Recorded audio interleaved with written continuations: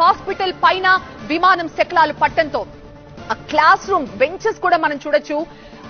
క్షమించాలి, అదొక క్యాంటీన్ గా తెలుస్తోంది. భోజనం తినేందుకు వాళ్ళందరూ కూడా ఎందుకంటే మధ్యాహ్నం 1 గంట ప్రాంతంలో జరిగిందంటే అందరూ లంచ్ చేసే టైం అది. సో సరిగ్గా అందరూ భోజనాలకి కూర్చున్న టైంలో అసలు ఎవరైనా ఊహిస్తారా నెత్తి మీద విమానం వచ్చి కూలిపోతుందని? పైనుంచి కనీసం పెచ్చులు ఊడిపడతాయని కూడా ఎవరూ ఆలోచించరు.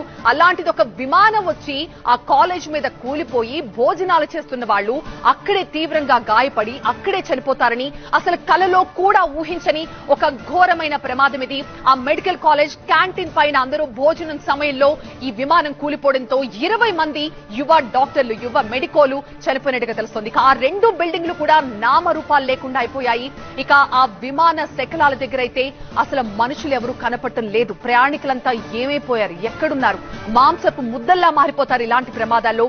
ఖచ్చితంగా కనీసం వాళ్ళ చివరి చూపులు కూడా దక్కే అవకాశం ఉండకపోవచ్చు అని అనిపిస్తోంది ఆ దృశ్యాలు చూస్తుంటే.